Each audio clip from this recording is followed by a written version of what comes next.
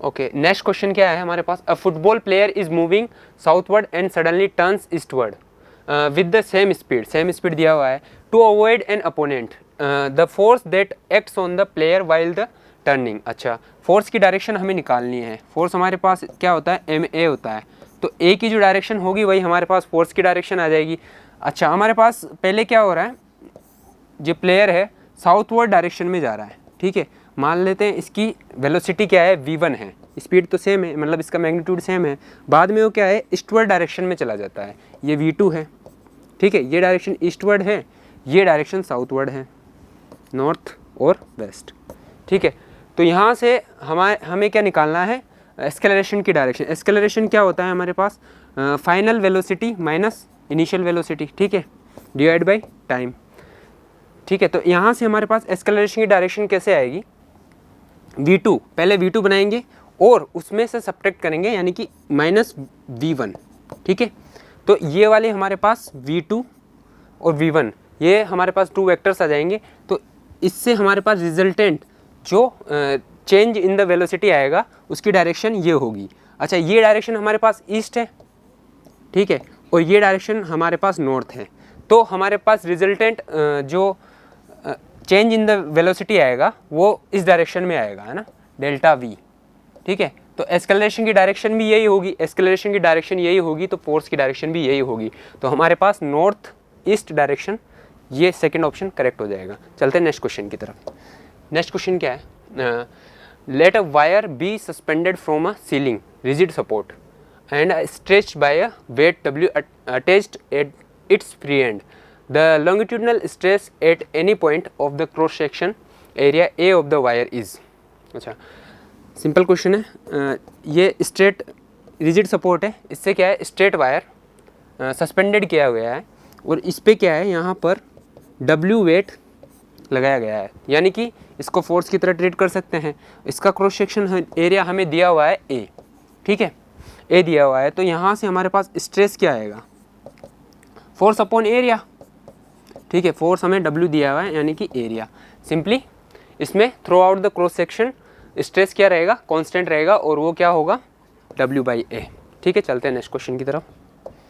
Next question क्या है, the angular acceleration of the body moving along the circumference of the circle is.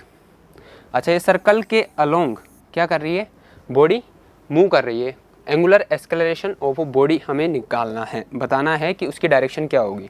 अच्छा, angular acceleration यानी कि alpha की direction हमें निकालना है, राइट, अल्फा की डायरेक्शन हमें निकालना है। तो हमारे पास अल्फा क्या होता है, alpha is equal to change in the angular velocity divide by time, यही होता है।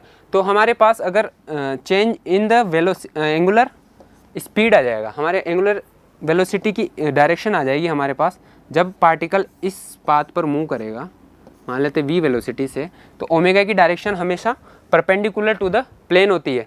तो या तो क्रॉसवर्ड होगी या फिर क्रॉस या डॉट प्रोडक्ट, डॉट या डायरेक्शन ऊपर की तरफ या फिर अंदर की तरफ होगी, ठीक है। तो यहाँ से इसकी डायरेक्शन ओमेगा की डायरेक्शन आ गई हमारे पास, तो चेंज इन ओमेगा की डायरेक्शन भी हमारे पास यही होगी। तो चेंज इन ओमेगा की डायरेक्शन भी इसके अलोंग होगी, तो अल्फा की डायरेक्शन भी यही हो जाएगी हमारे पास। तो यहाँ से कौन सा ऑप्शन हमारे पास होगा, along the radius towards the centre, along the tangent to its position, along the axis of the rotation. इस एक्सिस के अबाउट रोटेट कर रहा है, तो इस एक्सिस के रोटेशन के अलोंग हो जाएगा, ठीक है। तो ये ऑप्शन करेक्ट। नेक्स्ट क्वेश्चन क्या है, in a plane electromagnetic wave travelling in the free space the electric field component oscillates sinusoidally at a frequency of 2 × 10 to the power 10 Hz and the amplitude दिया हुआ है हमें हमारे पास किसका, component of the electric field का, ठीक है। then the amplitude of oscillating magnetic field is speed of light दिया हुआ है हमें, ये दिया हुआ है, ठीक है। तो हमारे पास जब इलेक्ट्रोमैग्नेटिक वेव ट्रेवल करती है तो उसका जो वेलोसिटी होती है वो किसके बराबर आती है, E0 डिवाइडेड बाई B0। तो यहाँ से हमारे पास C क्या दिया हुआ है, 3 × 10 to the power 8, और E0 क्या दिया हुआ है हमारे पास 48, ठीक है, ठीक है, ऐसा यूनिट है। तो और B0 हमें निकालना है, तो यहाँ से हम सोल्व करेंगे इसको। तो B0 is equal to 48 divide by 3 × 10 to the power 8, ठीक है।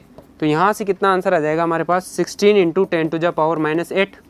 ठीक है, कौन सा आंसर हो जाएगा 1.6 इंटू 10 टू द पावर -6, 7 लिख सकते हैं।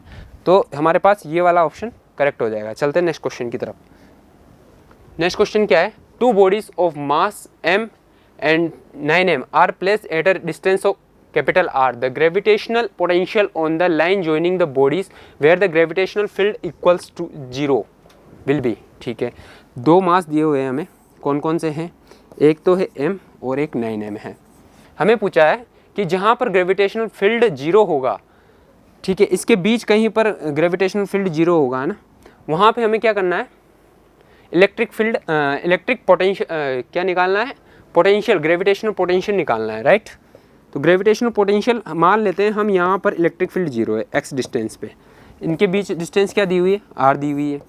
ठीक है, तो हमें निकालना है ये पॉइंट। तो ये पॉइंट इसकी वजह से मान लेते हैं, ये 9m है, इसको 1 मान लेते हैं, इसको 2 मान लेते हैं। तो इसकी वजह से Eg1 ग्रेविटेशनल फील्ड इस तरफ है, इसकी तरफ से, इसकी वजह से कितना है Eg1, इसकी वजह से 2 है। ठीक है, ये 2 माना है। तो यहाँ से ग्रेविटेशनल फील्ड 0 कब होगा, जब Eg1 is equal to Eg2। ठीक है, Eg1 क्या होगा हमारे पास, Eg1 होगा Gm small m divided by x square. ठीक है, इक्वल टू, ये इसकी वजह से ग्रेविटेशन फील्ड क्या होगा यहाँ पे, G9m divided by x minus r minus x, right, r minus x का होल स्क्वायर। ठीक है, यहाँ से g और स्मॉल m कैंसिल आउट। ठीक है, अब यहाँ से हम दोनों साइड पे अंडर रूट ले लेते हैं। तो यहाँ से x is equal to 9x, इसको इधर जाएगा तो 9x is equal to r minus x हो जाएगा। ठीक है, तो यहाँ से 9x, 9 का भी अंडर रूट आएगा तो 3 हो जाएगा, 3x, और ये इधर आएगा तो 4x is equal to r हो जाएगा। तो x is equal to r/4, यानी कि हमारे पास वो लोकेशन आ गई जहाँ पर ग्रेविटेशनल फील्ड 0 है। अब हमें यहाँ पर ग्रेविटेशनल पोटेंशियल निकालना है।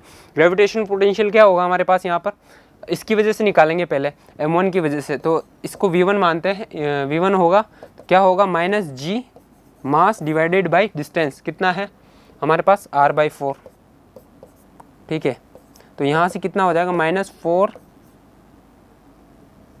कितना हो जाएगा यहाँ से हमारे पास -4g small m divide by r। ठीक है, v2 क्या हो जाएगा हमारे पास, इसकी वजह से पोटेंशियल इस पॉइंट पे -G9m डिवाइडेड बाई, ये डिस्टेंस कितनी हो जाएगी, ये r/4 है तो 3r/4।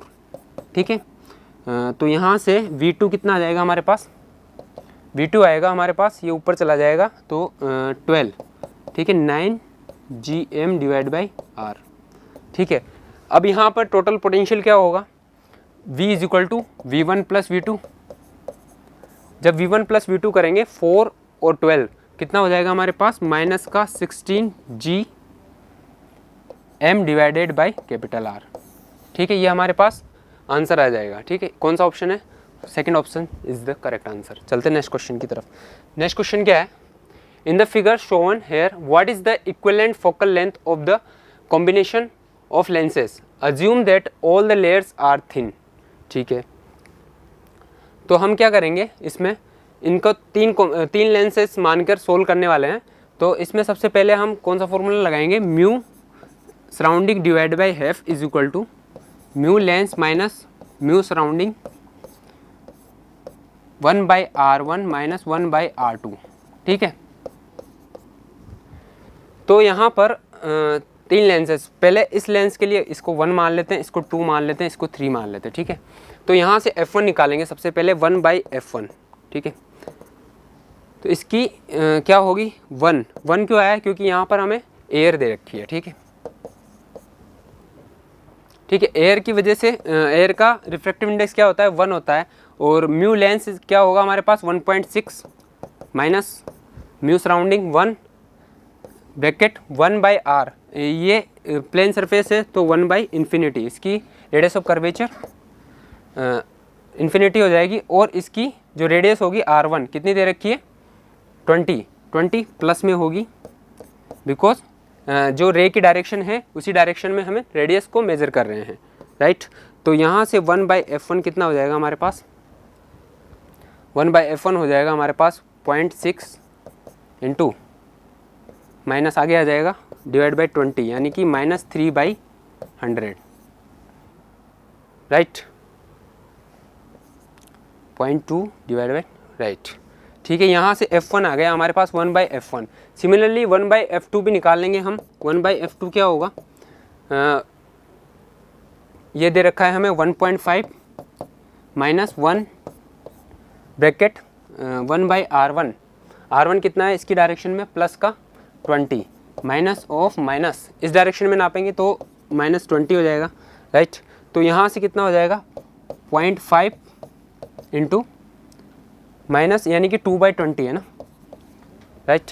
तो यहाँ से कितना हो जाएगा हमारे पास 0.1 डिवाइड बाई 20, यानी कि 1/, ठीक है, राइट, इसको 10 से और 5/100, ठीक है। 1/f2 हो गया हमारे पास। 1/f3 कैसे निकालेंगे, सिमिलरली यहाँ म्यू सराउंडिंग कितना है 1, ठीक है, 1 माइनस म्यू लेंस कितना है, म्यू लेंस है हमारे पास ये लेंस 1.6, ये वाले इस वाले लेंस की थर्ड की बात कर रहे हैं, 1.5 माइनस 1/r1। r1 क्या है हमारे पास, r1 सिमिलरली माइनस में कितना है, ये रेडियस -20 प्लस माइनस कितना होगा हमारे पास -1/r2, ये स्ट्रेट लाइन तो इन्फिनिटी, ठीक है।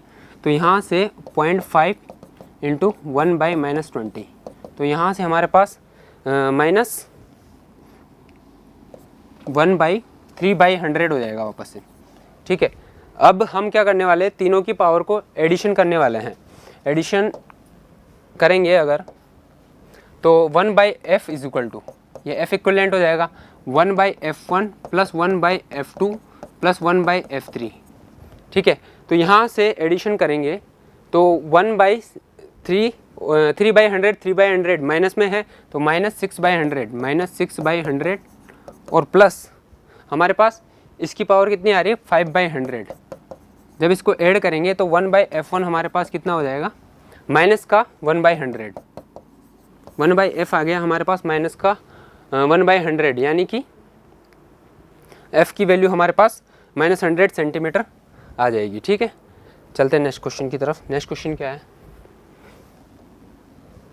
नेक्स्ट है calculate the maximum acceleration of the moving car so that the body lying on the floor of the car remains stationary, the coefficient of the static friction between the body and the floor is 0.15। अच्छा, एक car दे रखी है हमें, उसके ऊपर एक कुछ body रखी है, इसका कोफिशिएंट ऑफ स्टैटिक फ्रिक्शन यानी कि μs दे रखा है हमें, कितना दे रखा है 0.15, ठीक है। अब तो यहाँ से जो कार आगे की तरफ मूव करेगी तो इस पर स्यूडो फोर्स लगेगा, इसके कांटेक्ट में है तो इस पे मान लेते हैं इसका एक्सेलरेशन a है, तो इस पे स्यूडो फोर्स ma लगेगा, है ना। तो इस पे स्यूडो फोर्स लगेगा तो इसकी वजह से यहाँ पर स्टैटिक फ्रिक्शन डेवलप होगा, तो उसकी वैल्यू क्या होगी म्यू इंटू n, ठीक है। अब क्या बोल रहा है, हमसे पूछा है उसने मैक्सिमम एक्सेलरेशन। मैक्सिमम एक्सेलरेशन कितना होना चाहिए कि ये बॉडी स्टेशनरी रहे, ठीक है, कार के ऊपर ये बॉडी स्टेशनरी रहे। ये कब रहेगी, जब इस पर मैक्सिमम एक्सेलरेशन कब होगा, जब इस पर मैक्सिमम हमारे पास फ्रिक्शन फोर्स लगेगा, यानी कि एफ लिमिटिंग लगेगा हमारे पास, ठीक है। जब एफ लिमिटिंग लगेगा तो इसकी वैल्यू कितनी होगी mu into N static friction. अब म्यू इंटू एन की वैल्यू हम निकाल लेंगे, एन क्या होगा हमारे पास, अगर इसके मास को हम एम माने तो यहाँ से फोर्स mg लगेगा, तो नॉर्मल भी हमारे पास mg होगा, तो mu s into m g, ये हमारे पास स्टैटिक फ्रिक्शन की वैल्यू आ गई। इस कंडीशन में हमारे पास एक्सेलरेशन मैक्सिमम है, राइट। तो हमारे पास ये जो फोर्स है ये स्टैटिक फ्रिक्शन के इक्वल कर देंगे, राइट। तो m a maximum is equal to कितना आएगा हमारे पास mu s m g, m से एम कैंसिल आउट हो जाएगा, ए मैक्सिमम की वैल्यू हमारे पास आएगा म्यू एस इंटू जी।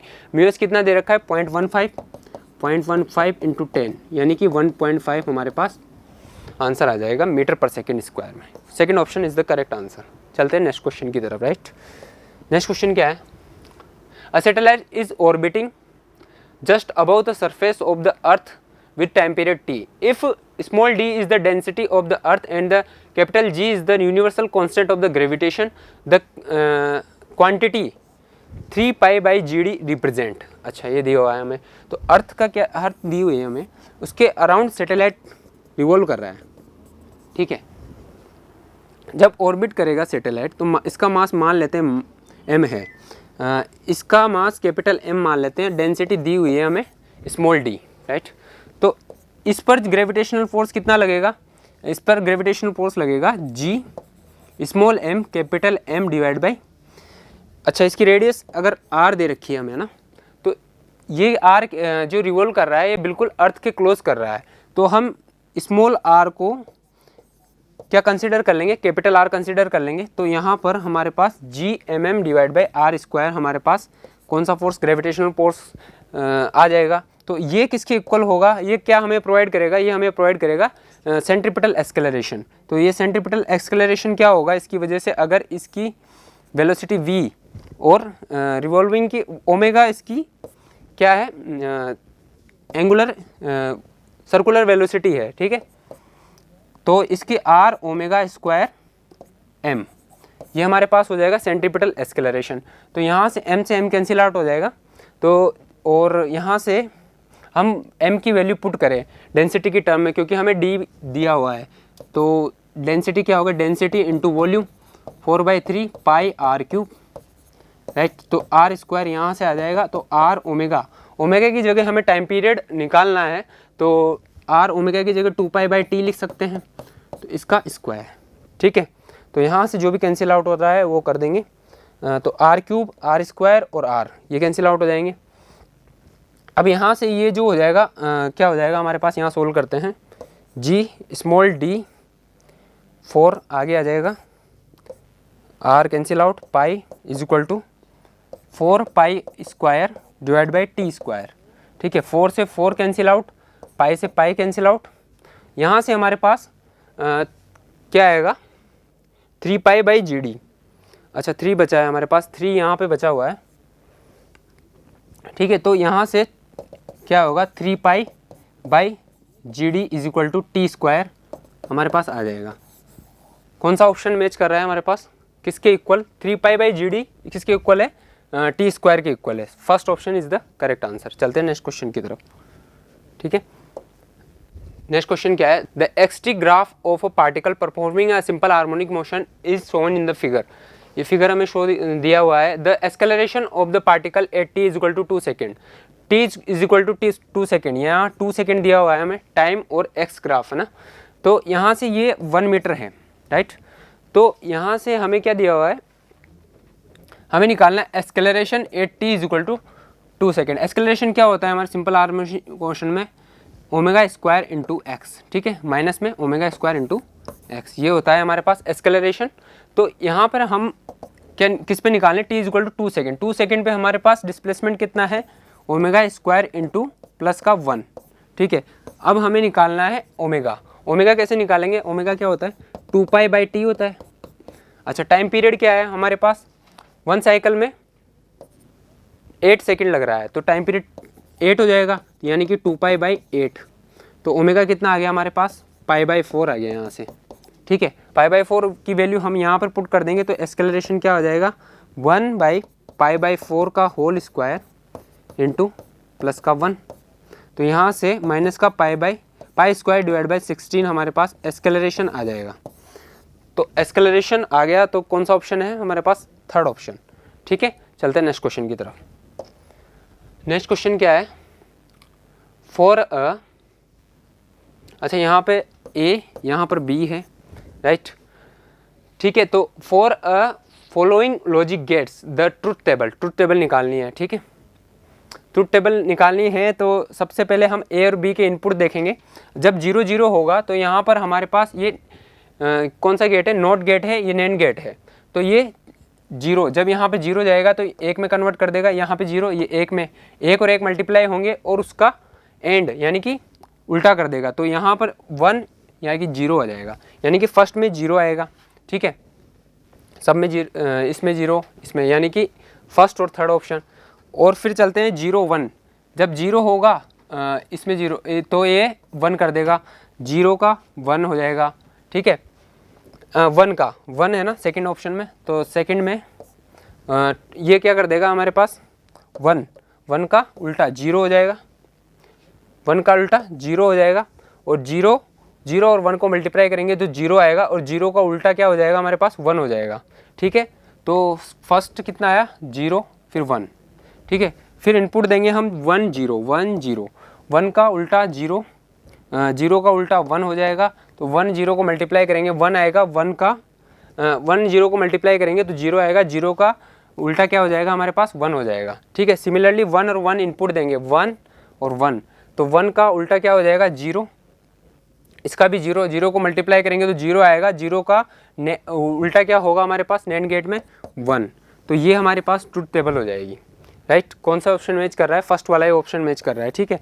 चलते हैं नेक्स्ट क्वेश्चन की तरफ, फाइनल, ओके डन।